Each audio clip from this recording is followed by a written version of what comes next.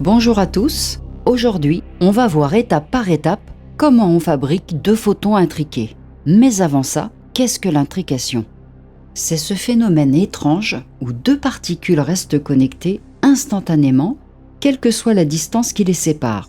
Toutefois, ces particules corrélées, que ce soit des photons, des électrons ou même des atomes, ne se rencontrent pas par hasard dans la nature.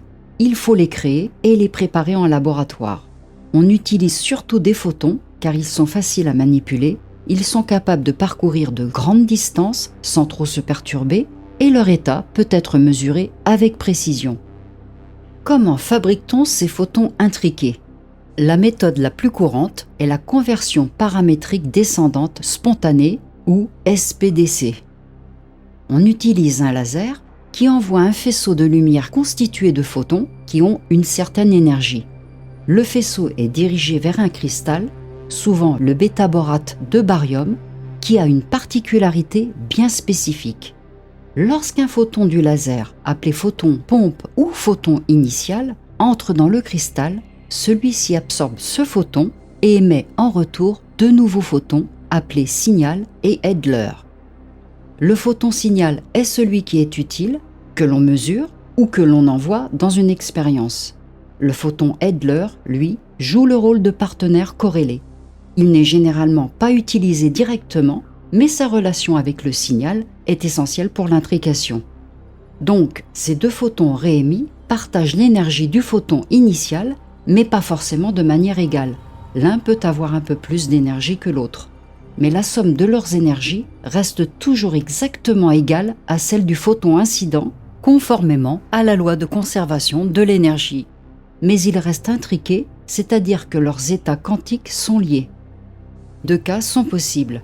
Le cas symétrique, ou appelé également le cas dégénéré. Le photon pompe se transforme en deux photons de même fréquence, donc de même couleur. On part d'un photon d'énergie élevée et on obtient deux photons d'énergie plus faibles, mais identiques. Par exemple, un photon bleu peut donner deux photons rouges identiques, ou alors un photon bleu peut donner deux photons verts identiques. Et le deuxième cas, c'est le cas asymétrique ou non dégénéré. Les deux photons créés n'ont pas la même couleur. Chacun a une fréquence différente, mais leur énergie additionnée est exactement celle du photon initial. Par exemple, un photon violet peut donner naissance à deux photons intriqués, un vert et un orange, ou alors un bleu et un vert. Dans les deux cas, le cas symétrique ou asymétrique, leurs couleurs sont corrélées. Si on connaît la couleur de l'un, on déduit automatiquement celle de l'autre. En pratique, on utilise surtout la polarisation car elle est facile à préparer et à mesurer.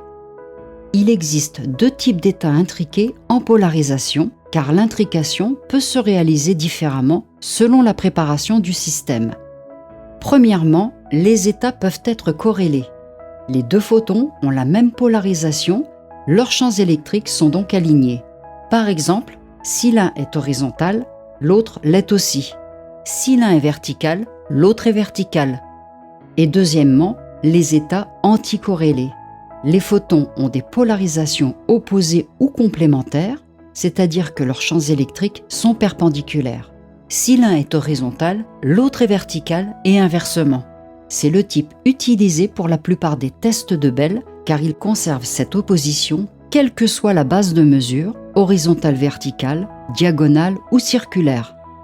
L'intérêt de cet état, qu'on appelle singulet, est que les deux photons restent toujours opposés et parfaitement corrélés pour la mesure, peu importe comment on observe leur polarisation. Avant la mesure, on ne sait pas quel est l'état exact de chaque photon, mais dès qu'on observe l'un, l'état de l'autre est immédiatement déterminé.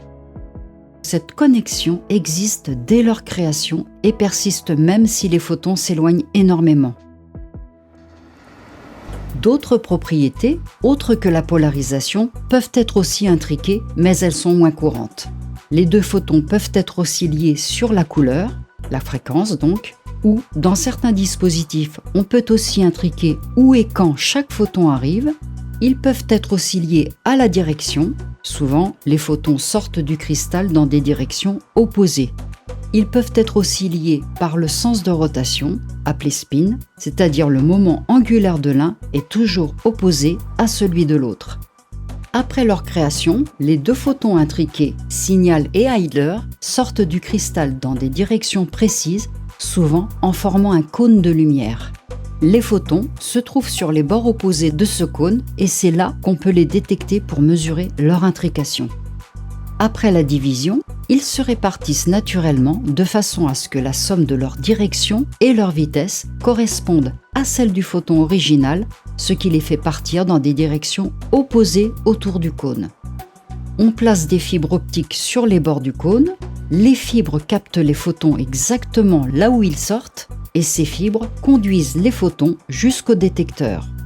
Les détecteurs enregistrent la présence des photons et leurs propriétés. Les données des deux détecteurs sont comparées et on peut alors observer que les photons restent intriqués même s'ils ont été séparés et guidés par des fibres différentes.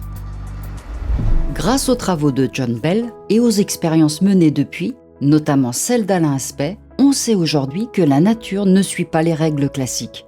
Les inégalités de Bell ont montré que les particules intriquées partagent des liens plus forts que tout ce que la physique à variables cachées pouvait prévoir. Les résultats expérimentaux dépassent les limites classiques, la réalité est bel et bien non locale et probabiliste. Autrement dit, mesurer un photon influence instantanément son jumeau, même à distance, sans qu'aucune information ne voyage entre eux. Et ça, c'est peut-être l'un des plus grands mystères de la physique moderne. Un monde où tout reste connecté d'une manière qu'Einstein lui-même jugeait impossible. Si vous voulez aller plus loin, je vous invite à regarder ma vidéo dédiée aux inégalités de Bell où je décortique pas à pas comment tout cela est vérifié expérimentalement.